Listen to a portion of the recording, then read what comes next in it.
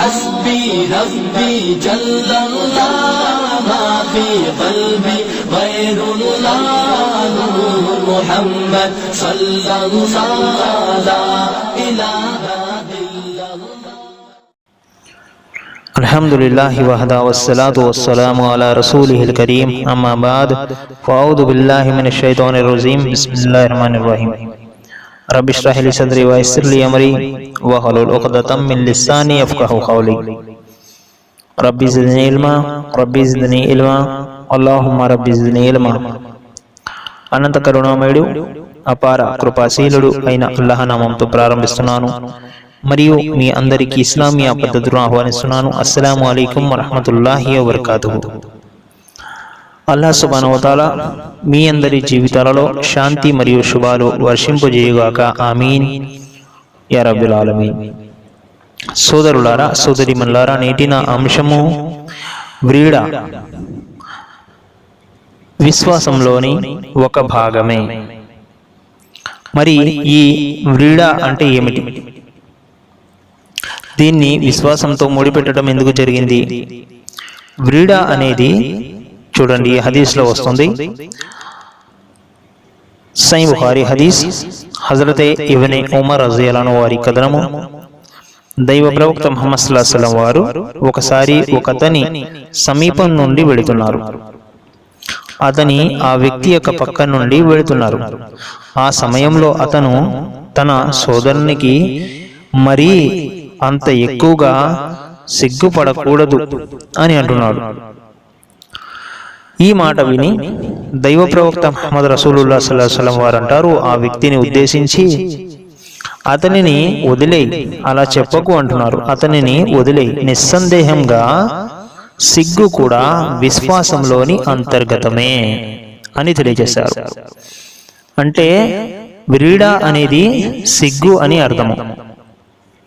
వ్యక్తిలో, మనిషిలో సిగ్గు ఉన్నప్పుడు అతను ఏ పాపకార్యం చేయటానికి కూడా సిగ్గుపడుతూ ఉంటాడు, వెనకడుగు వేస్తాడు.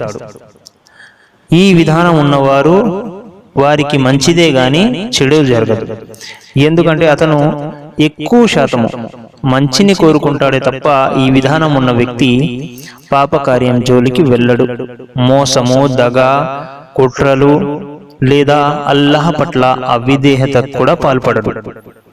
ఈ విధానాన్ని ఆ వ్యక్తి కలిగి ఉంటాడు. ఎవరికైతే ఈ సిగ్గు బిడియము ఉంటుందో అలాంటి వారు అనేక రకాల పాపకార్యాలకు దూరంగా ఉంటాడు.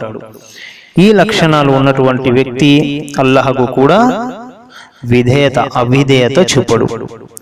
అందుకే మహాప్రవక్త ముహమ్మద్ రసూలుల్లాహ్ సల్లల్లాహు అలైహి వసల్లం వారు మరొక హదీస్లో ఈ మాట పలికారు. అది ఏమిటి? సహీహ్ బుఖారీ హదీస్లోనే వస్తుంది. హజరతే ఇమ్రాన్ బిన్ హుసైన్ రజియల్లాహు అన్హు వారి కథనము.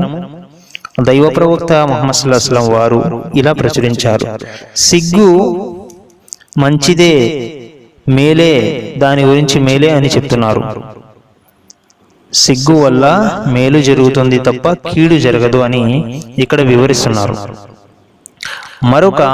వేరొక ఉల్లేఖనంలో సహీహ్ ముస్లిం హదీస్లో వస్తుంది, సిగ్గు పూర్తిగా ప్రయోజనకరమైనదే అని అంటున్నారు. దానివల్ల చెడు ఏమీ లేదు, అది మంచి పనే, అది మంచి గుణమే. సిగ్గు మనిషిలో ఉండాలి అని మహాప్రవక్త ముహమ్మద్ సల్లల్లాహు అలైహి వసల్లం వారు ఈ విధంగా తెలియజేస్తున్నారు. అదే విధంగా పై హదీసు కూడా అదే. అతని యొక్క సోదరుడు అంటున్నాడు, నీవు ఎందుకు ఇంతలా సిగ్గుపడిపోతున్నావు అని అన్నప్పుడు ప్రవక్త ముహమ్మద్ సల్లల్లాహు అలైహి వసల్లం వారు అంటున్నారు, నువ్వు అతనికి ఏమి అనకు, సిగ్గు బిడియం మంచిదే అన్న ఉద్దేశంతో ఇక్కడ ప్రవక్త వారు చెప్పారు. అది దాని మూలంగా అతను చెడు కార్యాలకు, పాపకార్యాల వైపుకు వెళ్లకుండా ఉంటాడని చెప్పి ఈ విధానం ఉండటం మంచిదే అని ప్రవక్త ముహమ్మద్ సల్లల్లాహు అలైహి వసల్లం వారు ఇక్కడ వివరించారు. సోదరులారా, మరి ఆ తర్వాతి హదీస్ మనం చూసినట్లయితే సహీహ్ ముస్లిం హదీస్లో వస్తుంది.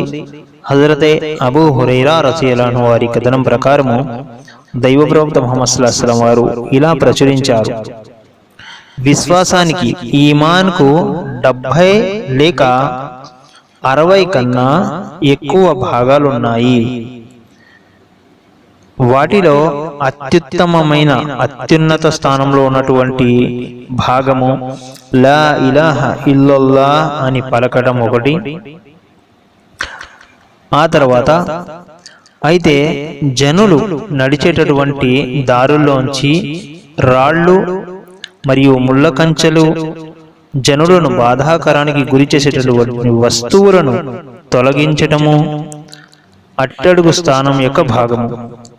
కానీ వీడ అలా కాదు. సిగ్గు కూడా విశ్వాసానికి సంబంధించిన ఒక భాగమే అని మహాప్రవక్త ముహమ్మద్ సల్లల్లాహు అలైహి వసల్లం వారు తెలియజేశారు.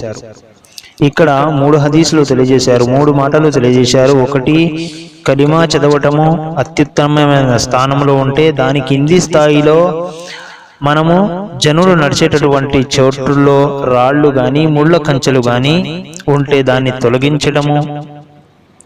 అలాగే ఆ తర్వాత వీడ సిగ్గు కూడా విశ్వాసానికి సంబంధించిన ఒక భాగమే అని మహాప్రవక్త ముహమ్మద్ సల్లల్లాహు అలైహి వసల్లం వారు తెలియజేశారు. సోదరులారా, కాబట్టి మనలో ఉండవలసినటువంటి సిగ్గు బిడియము అది మేలే గాని మనకు ఎటువంటి నష్టము కాదు. దీనివల్ల వ్యక్తి పాపకార్యాలకు దూరంగా ఉంటాడు, మోసాలకు, అబద్ధాలకు, చెడు కార్యాలకు దూరంగా ఉంటాడు. ఇది మనలో ఉండవలసినటువంటి ఒక గుణము. ఇది విశ్వాసంలోని ఒక భాగమని మనకు హదీసుల ద్వారా తెలుస్తుంది. సోదరులారా, అల్లాహ్ సుబ్హానహు వ తఆలా మీకు నాకు మన అందరికీ కూడాను వినేదానికంటే ఆచరించే మహాభాగ్యాన్ని ప్రసాదించుగాక. ఆమీన్. వాఖిరు దఅవానా అల్హమ్దులిల్లాహి రబ్బిల్ ఆలమీన్. అస్సలాము